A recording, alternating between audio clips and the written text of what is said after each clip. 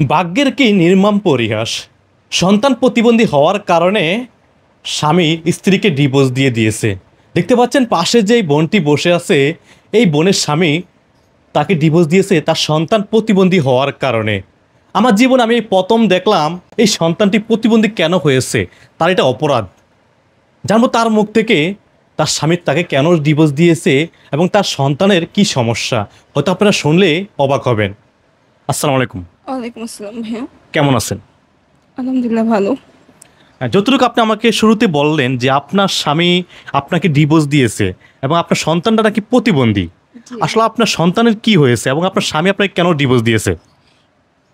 কি হয়েছে তো এটা এখনো ডাক্তার বলছে যে মানে থেরাপি দেওয়ার জন্য, আর জি। জন্ডিস হয়েছিল, জন্ডিসের জন্য ওরা এফেক্ট করেছে, তাই এখনো ঘাড়ও শক্ত হয়নি, হাঁটতে জি। চলতে কোনো কিছুই পারে না।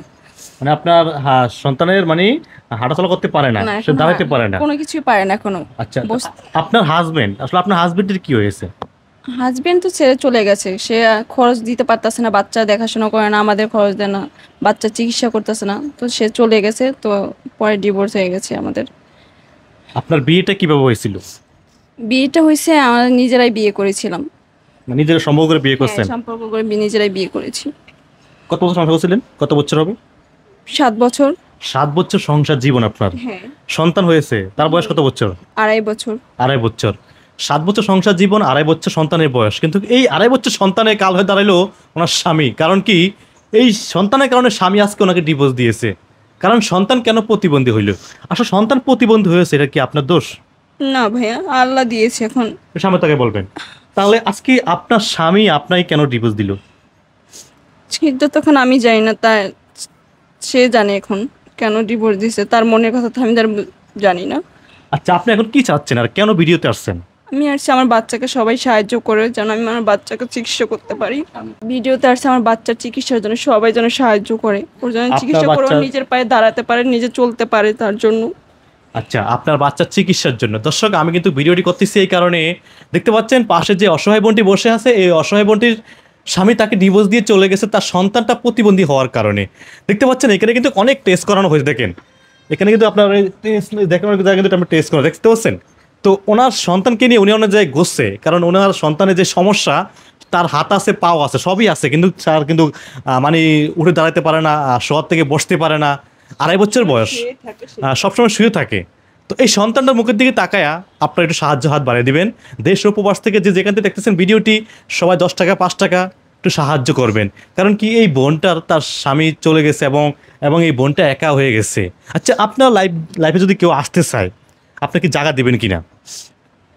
সবাই প্রথম আমার বাচ্চার চিকিৎসা করতে হবে। হ্যাঁ হ্যাঁ, আপনার বাচ্চার চিকিৎসা করবে হয়তো। তারপর আমি এখন আমার লাইফ নিয়ে আমি কোনো কিছুই ভাবি না। মনে করেন যে যদি আপনার বাচ্চার সহ যদি কেউ আপনার দায়িত্ব নিয়ে তুলে আসে, যাতে আপনার হাজবেন্ড চলে গেছে, লাইফে তো একজন একজন প্রয়োজন হবে আপনার, যাতে আপনার পরবর্তী জীবনটা কাটানোর জন্য একজন লাইফে পার্টনার লাগবে, লাগবে না?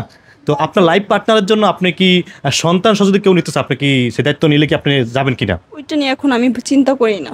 এখন চিন্তা করতেছেন না, না? এখন আমার সন্তানকে নিয়ে আমার চিন্তা।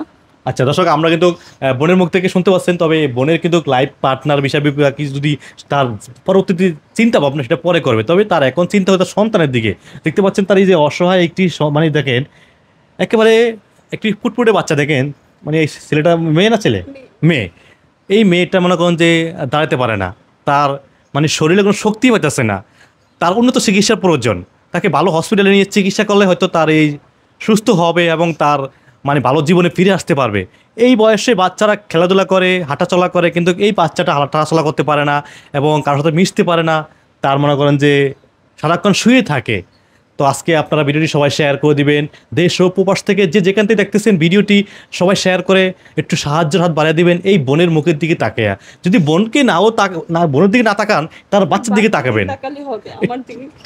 আমি চাই না আমার দিকেও তাকাক, আমার বাচ্চাদেরকে সাহায্য করলেই হবে। আমার বাচ্চাকে সাহায্য করা মানে আমাকে সাহায্য করা। আচ্ছা, আমরা একটু বিকাশ নাম্বার দেবো, সেই নাম্বারটি আপনি মুখে নিজে বলবেন। বিকাশ নাম্বার আছে? জি আছে। নাম্বারটি বলে দেন।